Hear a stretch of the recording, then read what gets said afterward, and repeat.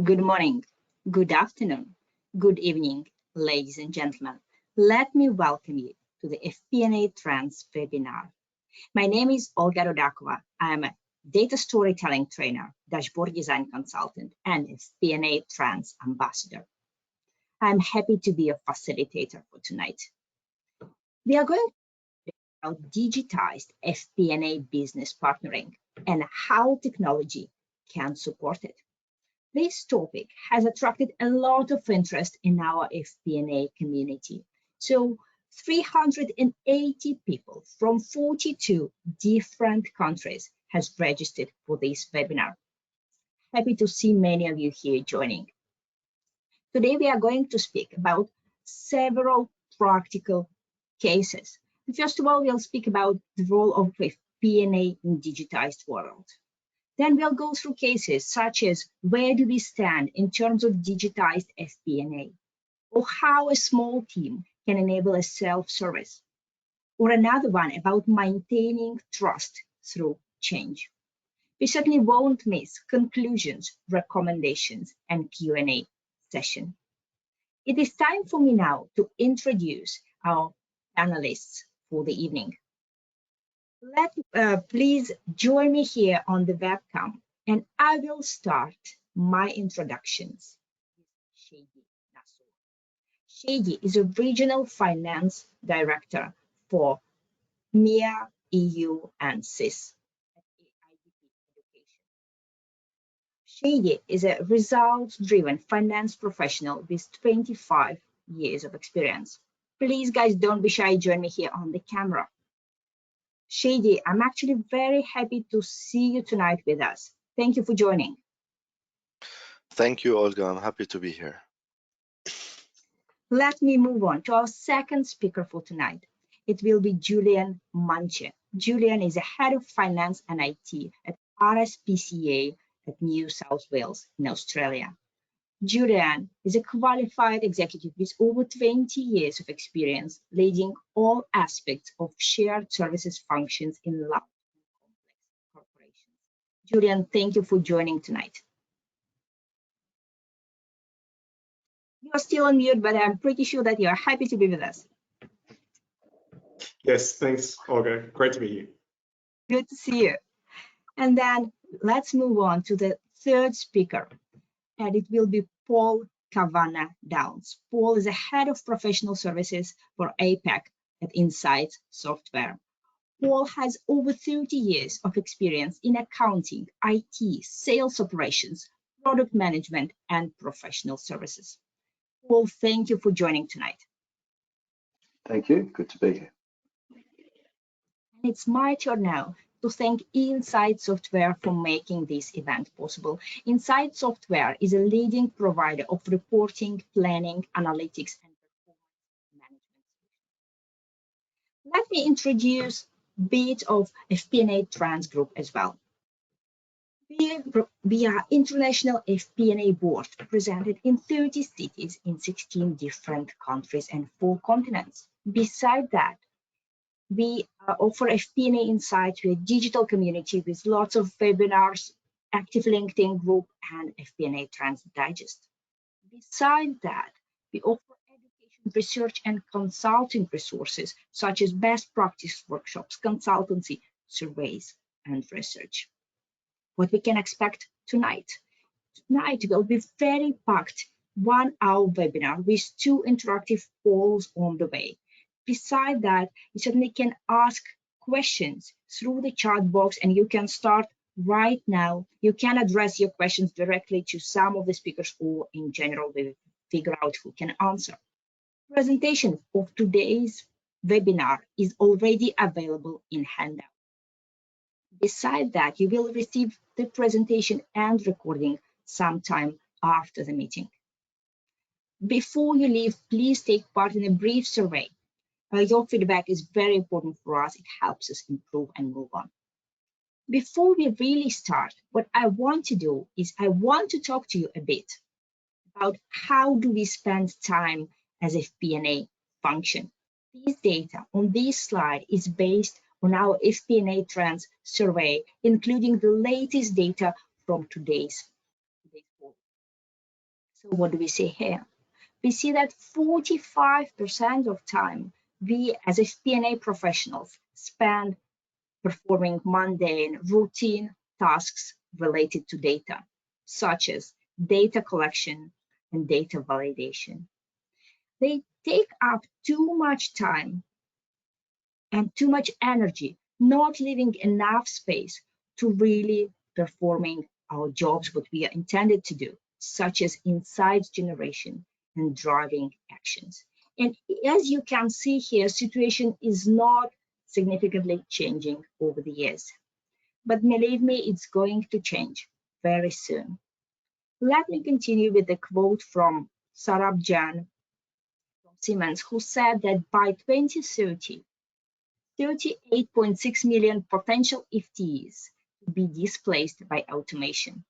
Storytelling with data would be a skill differentiator for the FP&A professional of the future. And indeed, roles related to data analysis, finding those insights, and communicating them in understandable, story-like manner will be crucial for FP&A professionals. Today, we will speak about how digitized FP&A is coming to our function and how our roles are changing together with it. There are some organizations who are already further than the others in this process. And our panelists tonight are going to share with us their practical experience, their practical cases, exactly from moving to digitized FP&A. We will start with Shady Nassour. The topic of his presentation is, where do we stand in terms of digital FP&A? Thank you, Shady, for joining me on the camera, and the stage is yours. Thank you, Olga. Thank you for the good introduction and the very helpful slides and insights that you've shared.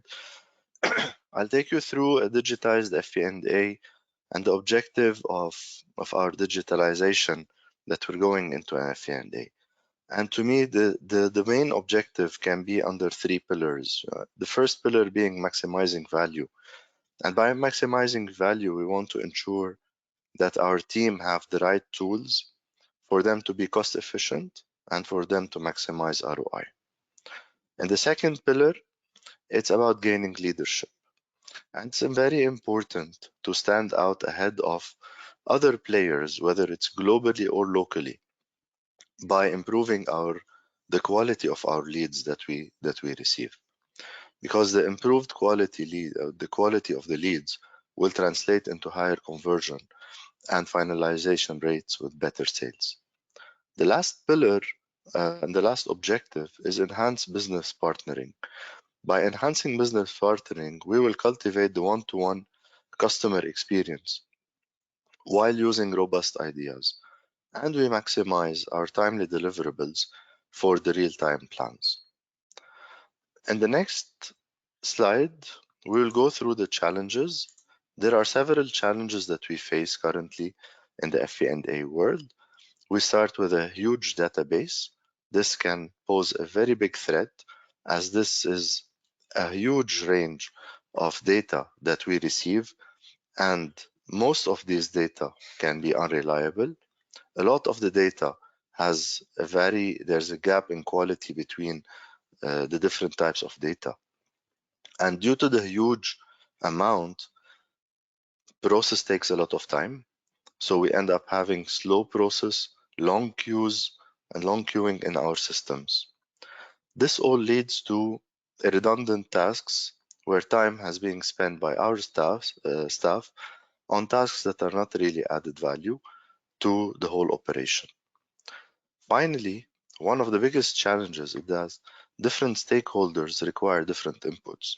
And with the huge amount of database and with the time consumed on simply checking or validating the data instead of analyzing the data, we are not able to provide our customers, whether internally or externally, with the right data and the right reports they require. Which brings us into the second slide. And why do we need to adapt AI? And the starting point for us was to improve the volume forecast. where we have, as I mentioned earlier, the huge amount of online leads, of which historically we only managed to have 0.5% of all these leads to be closed successfully. This also caused a multifaceted inefficiency. We were inefficient on time, we were inefficient on energy, of our staff energy, we were inefficient on the systems because we were using a lot of our systems and we're overriding our systems. That led to system congestion. And definitely after all this efficiency, we have a huge inefficiency in cost. And since the ability to accurately forecast volume is the basis of a solid analysis and decision making, we had to find a solution that filters the huge amount of leads and categorizes them into different segments. In the next slide, I will explain the AI application that we have used filters these leads with advanced algorithm, taking into consideration three main factors. The first factor is demographics, and with the demographics, it explains how are the consumer behaviors impacting their leads. The second pillar is preferences. So the AI also calculates through algorithms the preferences of the consumers and the users of our websites and digital platforms. And the last application is about the time spent on research. These three factors are played into the AI application, which helped us, as we can see in the next slide, help us categorize these different leads into 4 different classes. We categorize them under economy, premium, business class, and first class. And these classes are based on the criteria that I mentioned earlier. How did this help us? If we move to the next slide, the impact is that we have reached, after applying this AI initiative, we have improved our forecast accuracy up to 90%.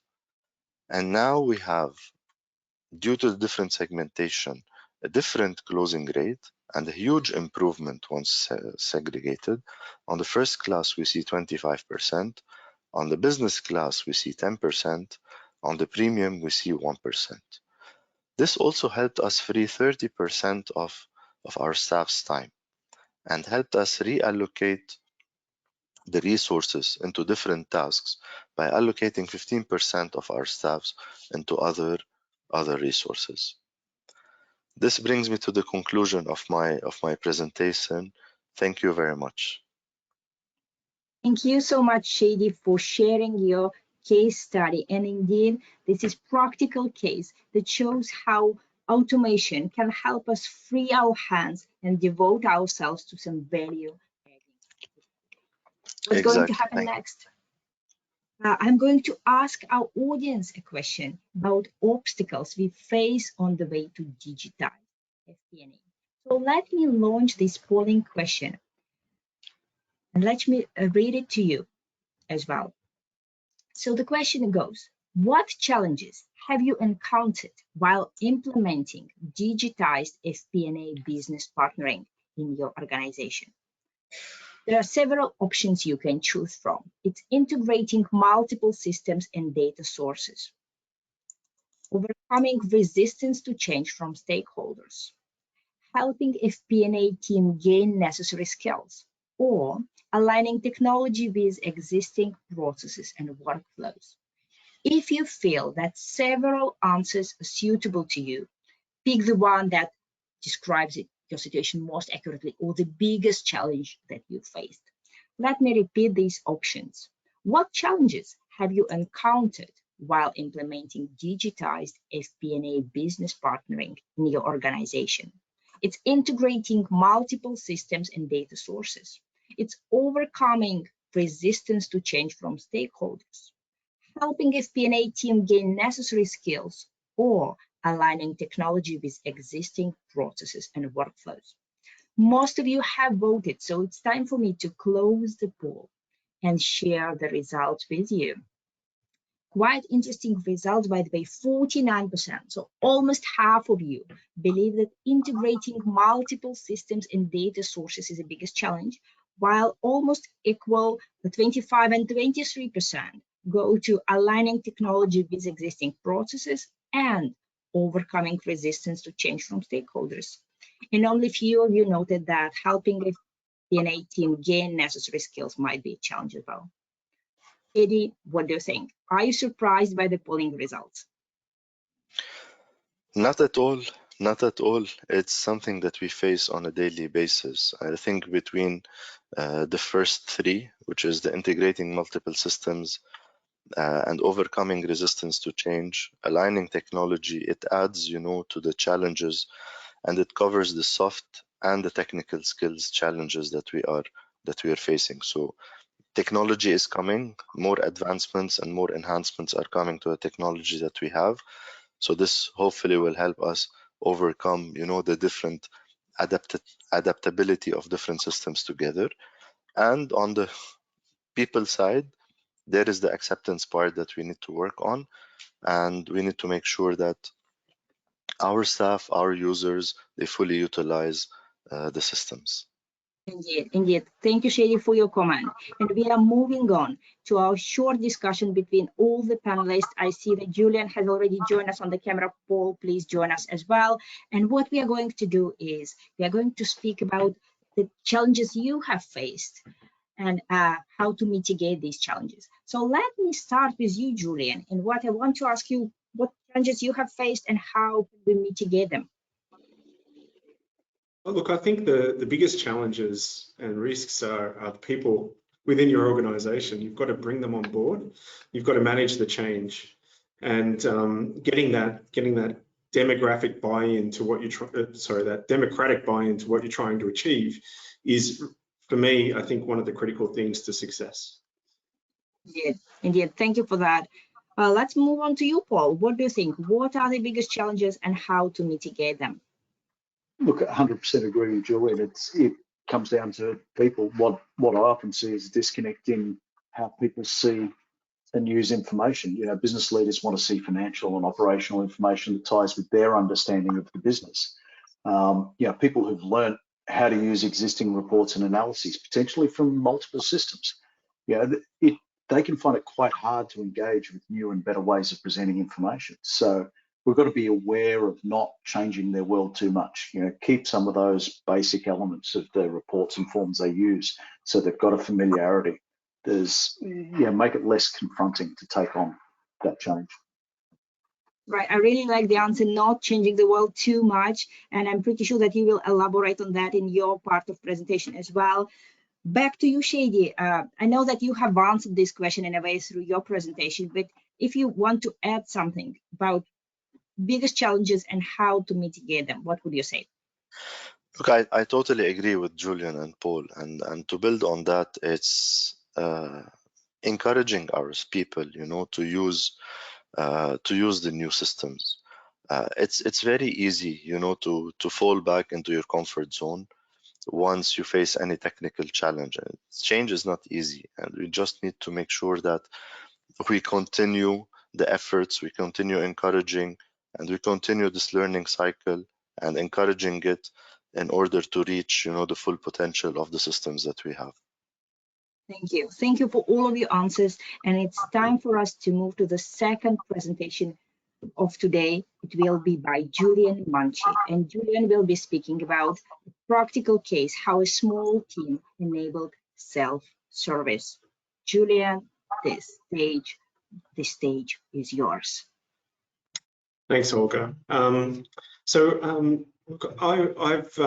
got a background of implementing CPM solutions in a number of different environments for government, for not-for-profits, and for education providers. Currently, I'm working for RSPCA New South Wales, which is an animal welfare organisation.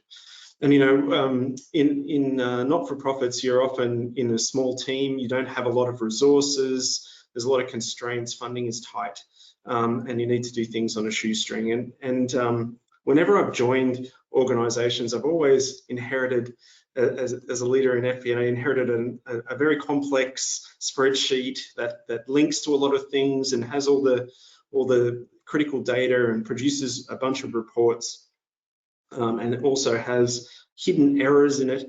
And it's actually dangerous to work with those in those sorts of environments. It's dangerous from a data quality and a reporting quality perspective, and it's also dangerous for your career from a professional reputation perspective, because you've got to be so cagey about the data that you're issuing because you're not sure it's 100% correct.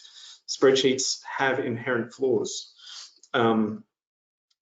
So these CPM solutions, they really allow you to use industrial size databases to capture all your data, and then you can put all the right checks and balances in.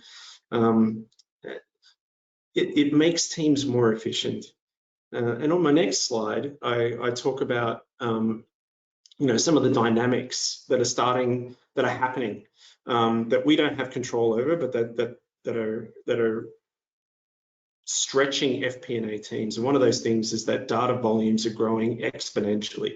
There's a whole range of reasons why that's happening, because we've got our devices, whether it's our laptops, our computers, our phones, but we're generating more transactions. We're moving everything digital. There's logs of things being collected. There's loads of email traffic. I don't know about you and your job, but I get 150 emails a day, and then there's social media and all of our audio and video that we're capturing on our devices, and also that we're streaming. The proliferation of data is exponential, and it's the same in the business world and with the data that FP&A works with. And just adding to that, there's also a move to bespoke SaaS platforms that meet particular business needs. We, where I'm working at the moment, we did a catalog of all of our platforms, and we had well over 100. Many of them SaaS platforms, all doing bespoke things across the business. And another thing I just want to mention is that it's not going to get any easier. It's with AI, and that's just more data. So it's an interesting time we're in. And if we move on to my next slide, you can see on this slide that I'm talking about very specifically that the CPM implementations give FP&A teams the ability to bring both financial and operational data together in a sustainable way. So the operational data come from a lot of these SaaS platforms. Your GL will provide a lot of your financial information, and bringing those two together is absolutely critical, and it's where the value add is for FP&A. But the more data that you bring in from different sources requires you to have really strong master data management at the center. So a CPM platform will allow you to do that. What I mean by master data management is, and why it's a secret source, is it enables you to structure your data for your reporting. So for instance, in my business, cost center is such an important master data source. It differentiates each of the different departments. It follows the HR org structure, and it assigns responsibility from a financial perspective as well. So it aligns, and we use that then when we're bringing data together from operations or from across the business to make sure that that the different data is matched to the different parts of the business, so that we can do all the analysis. And then we can do our volume, price, and mix analysis. And it's critical that we strip out our one-offs. One of the things that you have to think of when you've got a central platform is data security. It's often sort of one of the last things to be put in place, and it's not thought about because you're just spending so much of your time trying to curate your data. But I would say that data security, particularly in a world where there's more and more data, is really critical, because you've got to protect that data, and you've got to make sure that the data is put in front of the people that need it. That's really important. So I would just stress that data security shouldn't be a secondary thought. It should be front of mind all the time. And a lot of the data that FP&A gets access to is quite sensitive. So particularly, I'm thinking about if you work in health, it'd be number of patients, where the patients are. You may have patient information, or you may have HR information, salary information. You may have all sorts of access to all sorts of information that you need access to do the analysis, but only you should have access to that, or the managers should have access to that, not the whole organization. And the last thing is, with more data, more demands on FP&A professionals, it's really critical that we use these tools and technologies to help maintain some sort of work-life balance. It's very easy to get tied up and bogged down in manipulating data and producing reports.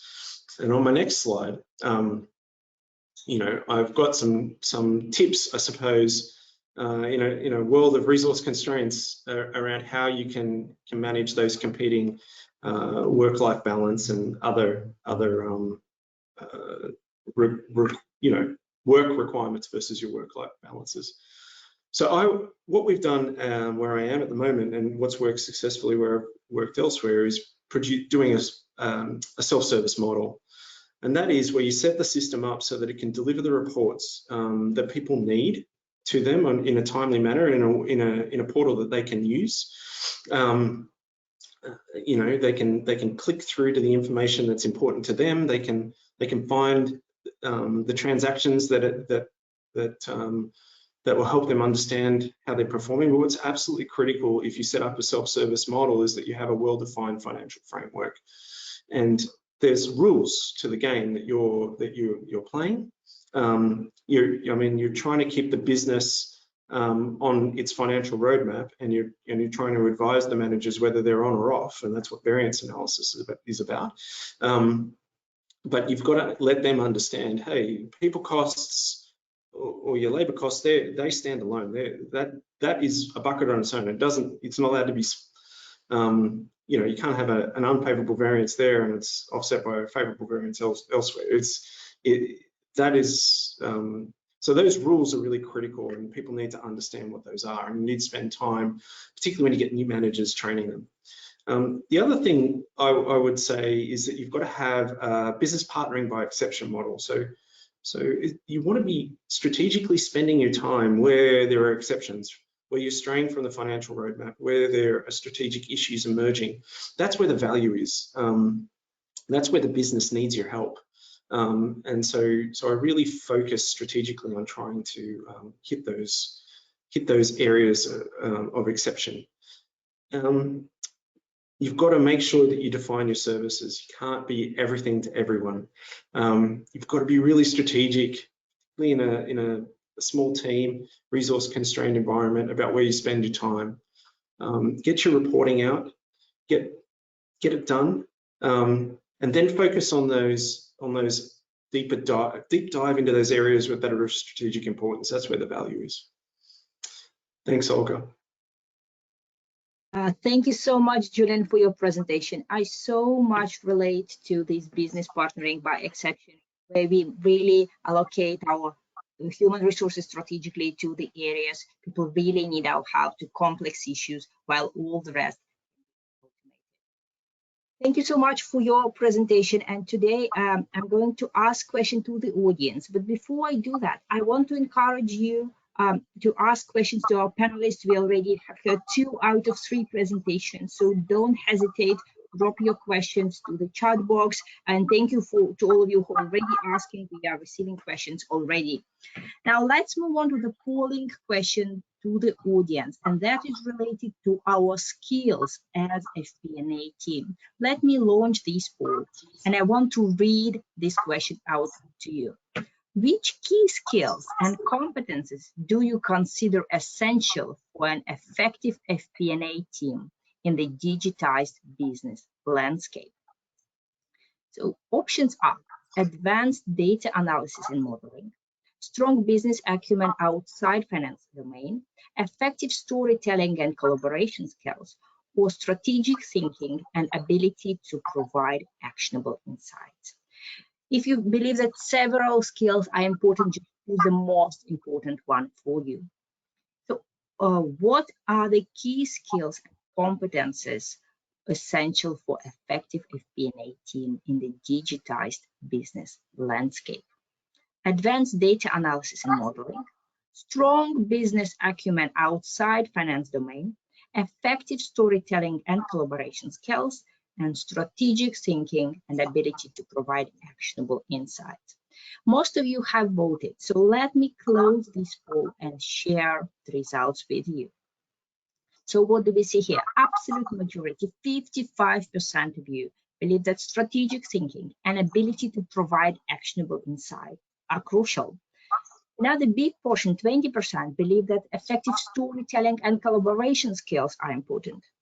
Another 14% believe that strong business acumen outside finance domain is crucial, and the remaining 11% believe that advanced data analysis and modeling can help FP&A team. What do you think, Julian? Are you surprised by the results? I'm not. No, I think all of these things are really important for FP&A, and I think people voting 55% for strategic thinking, ability to provide actionable insights means that our audience understands that if they can give that insight and it provides a strategic advantage to the business, then that's where the value is. Indeed. Thank you so much, Julian, for your comment. And it's time for us to move to our second discussion question for the event, and it's about technology. So the question to all of you, to all our panelists, is how has technology transformed the role of FP&A business partner? And what further changes? Let me start here with you, Paul. What do you think? How our role has changed and how it will change? Yeah, look, I think technology has given business partners the ability to focus more on the genuine value add discussions and get deeper into the business, with their partners across the business. Self-service applications, as Julian mentioned, they provide drill through, guided analytics. They really give the end user the ability to discover a lot of the business for themselves. And I see that the FPPs are really starting to focus on those strategic aspects of helping the business make better decisions. Going forward, I think just the business models are going to get better, the analytical capabilities are going to get better, there's going to be more usable insights coming from the technology with things like AI. So it's just going to make it easier to engage, and like on the poll, the ability to work with strategic insights is going to be fundamental. Indeed. Thank you, Paul, for that. Let me move on to you, Shadi. What do you think? How our role has changed and how it will change further on? Look, technology has definitely transformed FP&A into real business partners, and it has transformed us from presenting facts and numbers into presenting insights and supporting into building the corporate strategies going forward. True. Thank you for that answer. And back to you, Julian. How do you think how technology has changed our roles and how it will change it further? Yeah, I think carrying on from Paul and Shadi, I think AI and some of the new technologies are going to change what we do. They're going to help us with our data. They're going to help us with forecasting and giving a perspective on forecasting, particularly with some of those technologies around decision trees and their forecasting capabilities. So I think it's going to be an interesting time and a lot of really exciting developments coming. Now, thank you for this positive note. So we are living in indeed an interesting and exciting times. And to build on that further, we are moving on to the last presentation for the event. Paul Cavada-Downs will be speaking about maintaining trust through change. Paul, the stage is yours. Thanks, Olga. So today I'm just going to talk about the role of trust in enabling the sort of change that Julian and Shadi have both talked about. I've been involved with Julian directly in a number of the projects he's taken on over the years, and he brings a level of experience, calmness, and confidence that creates trust at all levels of the organisation, and it's one of the main reasons he's successful. So the landscape for FP&A has changed dramatically in the last few years, with everything from high inflation, disrupted supply chains, new work models, high staff turnover. All of it contributes to a need to get faster visibility and better control in a very uncertain future. In a recent survey by Hanover Research, 42% of respondents identified making timely, flexible decisions as a big challenge. And balancing growth and profitability was also cited as a challenge by about 41% of respondents. In a rapidly changing world, people are searching for a stable platform, something they can trust. So in the next slide, we'll see some of the common themes in how technology addresses this. So technology can deliver tools to support a lot of the capabilities we need, give flexibility to model the future. Three-way models that give you better visibility of cash flow and KPIs, scenario modeling to allow us to better understand what could happen, and timely visibility into operational and financial metrics to support better decisions. It can provide better data controls and quality with effective master data management, as Julian talked about. It can shorten reporting cycles and provide those self-service capabilities that build understanding and trust in the information that's provided. So on the next slide, cover just that it's not just technology that needs to be trusted. So if you're going to realize these sort of outcomes, you not only need technology that can support the changes and quality data to build on, you need good people who can champion the change and make it all come together. Without a team that trusts each other, that are focused on delivering the changes, and that respect the various roles that they and the rest of the business play, any initiative is going to end up with suboptimal results or in sometimes complete failure. So if we move to the next slide, I'll briefly run through an example of where we've gone through some fairly major change. So we had an implementation of integrated planning for a specialized distribution company a while ago, where the process they wanted required sales management to directly enter budgets across customer, product, location, time. Now they had tens of thousands of products and thousands of customers and a range of divisions that planned for those at different levels. So different product attributes such as category, supplier, that sort of things. And that previous solution had captured information at those different levels. So it was difficult to consolidate and wasn't particularly real time. It did suit the way each salesperson wanted to forecast out their business, but it didn't work in terms of producing a financial result. So we'd already put in place a reporting solution for them that had brought their month end down from around 10 days to 3 days. So we'd given them huge process efficiency by getting rid of a lot of that data processing, data validation. And they wanted to bring that same level of process efficiency to the planning process.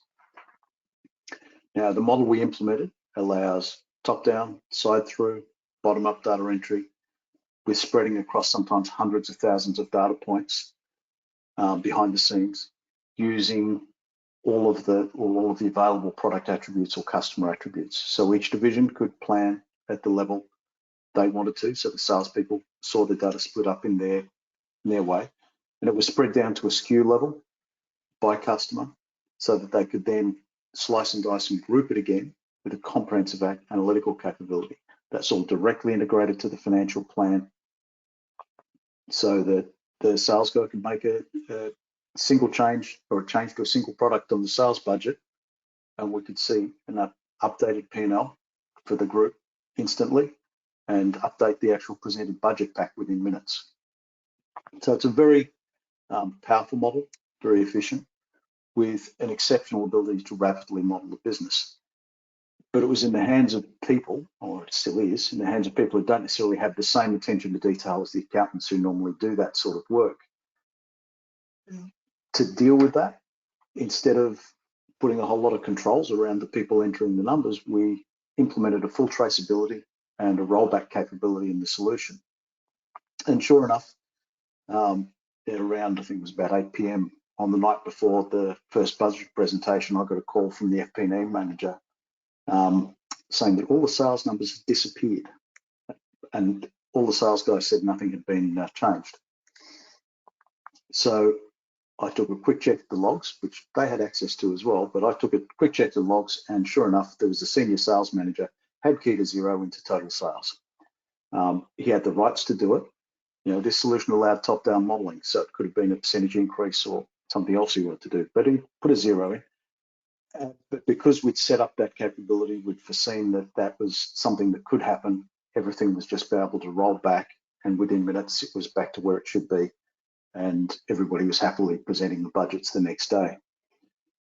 What that did was it created a level of comfort in the process, trust in the tool and the people running it. We'd given people what they wanted. We hadn't been too prescriptive in how they used the tool. Right, given a lot of power over the changes, and the fact is nowadays they use that rollback capability to do what if planning on some of the sales. So they'll actually just put in changes, see what it looks like, roll it back if they don't like it. So that solution is still being used today for sales planning, but also in a rolling forecast capability that's now doing a monthly rolling forecast, 18 months out, with the full sales and financial model. So they're doing exception-based changes for that. So they're keeping a pretty real-time view of where their business is. And they also use it to calculate sales commission. So now the tools, the data, and the people who are doing it are trusted enough to actually calculate out what people are going to get paid off of that solution. So to summarize on the next slide, the change is going to challenge people way more than they want to believe every time. You know, if you don't recognize that and plan for those challenges, you erode trust when things don't go as people want. So prepare for the people you're working with. Don't expect salespeople to become accountants. You know, give them experience where they can contribute their value to the process and see those results flow through, so they can build ownership. You know, if we want rapid results, we need to trust the people, the data, and the tools throughout the process. You know, what I often see is a lack of trust too often results in an overly controlled, inflexible set of processes, right, that fail to provide the very capability that was targeted in the first place. So we've got technology that's capable of delivering rapid results, but processes and people who aren't prepared to accept it. You know, break those changes into small, achievable chunks, build it out continually, and never move too far ahead of the trust you've earned through the process. Thank you. Thank you, Paul, for this example, how people and technology can actually work together. And it brings us nicely to the last discussion I want to have with all of you. It's about technology and effective communication. So please join us here on the webcam, and the question goes like that. How can technology facilitate effective communication and collaboration between finance and non-finance teams? And with this question, I want to start with you, Shadi. What do you think? Look, more importantly, it's ensuring all stakeholders are heard, and bringing all the teams together and bringing all inputs on the table. And I believe this is one of the key factors to success. Nice. Thank you for this answer. And let me move on to you, Julian. What do you think? How technology can facilitate this communication and collaboration? Yeah, just following on from what Shadi said, I think as finance professionals, we need to make sure that for the things that can be quick and easy, that we make them as quick and easy as possible, and then where there's more time required, that we're spending our time in those more strategic places. So it's being very strategic about using the time of your customers. Nice, indeed. Being very strategic about how we use time, that's important. And let's move on back to you, Paul. I know that you have answered this in a way through your presentation, but if you want to elaborate a bit on your colleagues' answers, what would you add? Yeah, look, I think technology can provide insights that we can't ignore. But to be honest, increasingly it's insights that people don't want to ignore. You know, for example, if an AI model can generate something like a sales projection, that can be another voice in the room when we start discussing the validity of forecast submissions. You know, it lifts the quality and the value of the conversation. That's very nice angle, thinking of technology as another voice, being present, being here for you. That's a very, very nice approach. Having said that, can move on to our key takeaways, to part of the webinar when we reflect back on what we had tonight and what is the main idea for you. What would you like to take away with you from the webinar, and what would you like the audience to remember? Please try to say it in one sentence. And I will start with you, Julian. What do you think? What's the idea for you? I think it's that the large volumes of data aren't going away, and we've got to learn to cope with that and use the tools that are available to us to provide our customers the best service possible. Thank you. That's a good idea to take away with you. Paul, what do you think? What's the key message from you?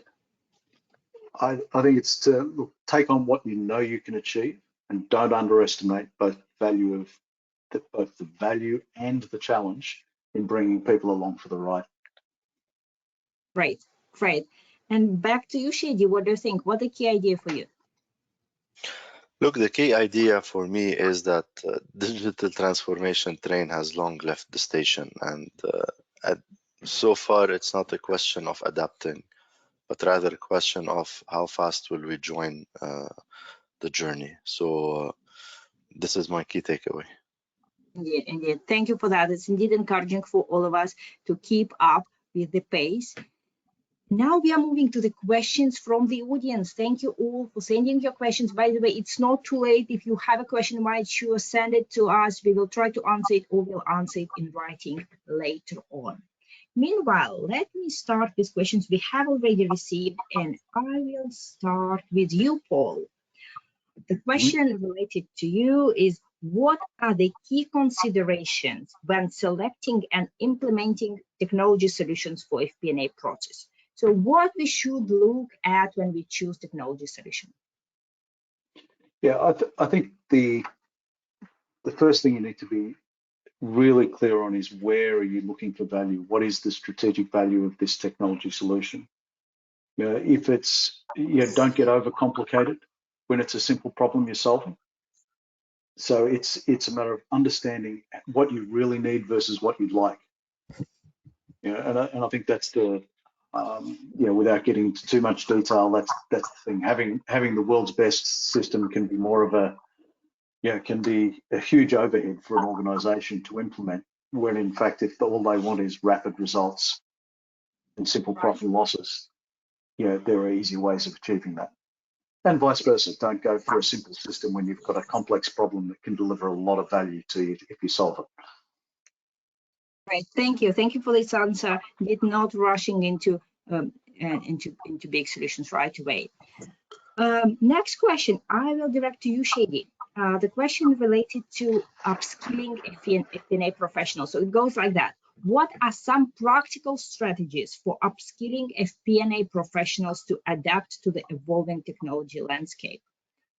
So really, how to help your team gain necessary skill, and is it always possible? Look, first of all, it's a very important question. I think we might not have the straight answer for that, but at least, training, and providing management support and top-level support to our employees by giving them the right time to adapt to the change, and giving them the right, skills in order for them to operate, these applications in the right way. Indeed, Yeah, that certainly makes sense. Do you think that it's always possible to help the team gain the skill, or sometimes you really need to reshuffle, reallocate resources to some other functions? Definitely. You know, we need to identify the experts in every team and try to reapply their knowledge to the rest of the team. But there's training, you know, which is also key to that. Right. Thank you for that, Shady. And the next question goes to you, Julian. I think it's a great question for you, taking into account your role in your organization. The question is, who should better own and manage the data, IT or finance?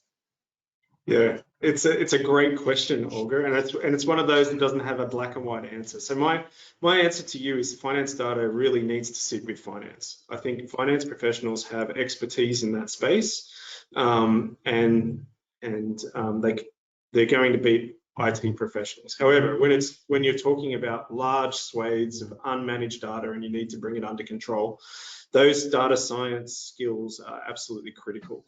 And you're going to need some help. So work together with the people who have those skills wherever they are within your organization, because some organizations have those skills within the marketing team or sales team, and some of them have them in IT, and some of them have them in finance. So wherever they are, work with them to get things under control. Indeed. Thank you, Julian, for your answer. And the last question will go to all of you, so you can think about it while the first one answers. And I will start with you, Paul. So the question is about how FP&A teams can overcome resistance to change from stakeholders.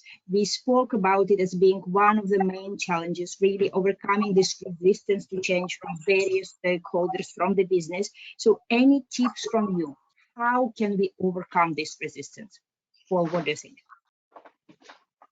Look, I suppose the first thing I'd say is, involve people in the decision, involve people in the process for where you're going, but don't expect them to run it.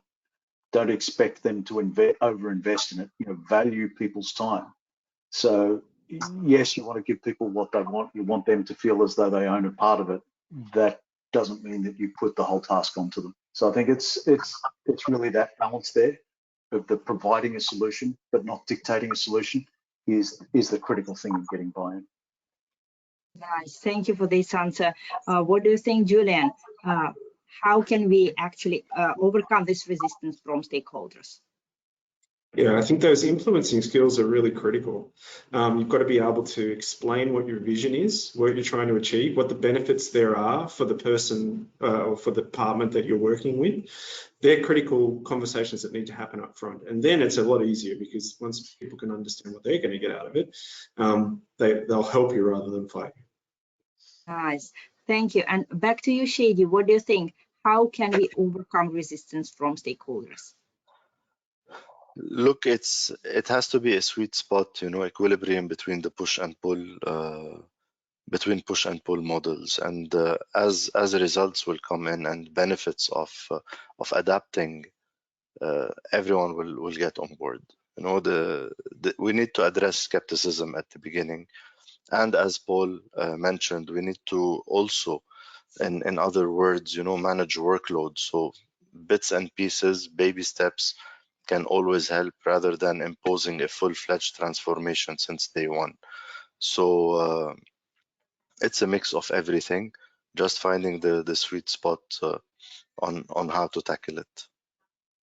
Thank you guys for your answer, and I really like this gentle approach you're offering. Not really, change doesn't happen overnight, so finding this balance between push and pull, as Shady said, or not just imposing the change, but providing this change, providing a solution. As you guys mentioned, really thank you for all these answers. I think we are here on a good way to actually making this change, to jumping into this trade that has already embarked. And it's time for us to close up slowly. So what I will do next, I will invite our audience to the 2 upcoming events in summer. The first one is already happening very soon on 28th of June. So join us on the FP&A Trends Webinar, Unleashing the Power of FP&A Change Management for Analytical Transformation. Another webinar will be happening on July 12th about the latest trend and developments in FP&A based on our global survey results from 2023. Besides that, we want to invite you to try something new. You can identify the stage of your FP&A maturity at our webpage. So if you visit it, you can play with the questionnaire and actually find out how mature is your FP&A function. This exercise is for free, so simply don't miss it. Besides that, I would like to thank our sponsor for the event, Insight Software. Thank you for making this event possible. Insight Software is a leading provider of reporting, planning, analytics, and performance management solutions. If you want to join us, FP&A Trends global community, there are several ways to do that. First of all, visit our website, subscribe to our digest, follow us on LinkedIn and collaborate there. You can watch our YouTube channel or follow us on Twitter as well. It's time for me to say thank you to all of you. First of all, to our panelists for sharing your wisdom, for sharing your practical cases with us. A big thank you to the audience, for every one of you who has joined here in person. For all the rest, recording will be available very soon. Please don't rush to leave. There will be a short question, a short feedback form right after we end the webinar. Please share your feedback with us. Thank you for being here tonight. Enjoy the rest of the day. Enjoy the rest of the week, and see you very soon. Goodbye. Bye-bye. Thank you. Bye.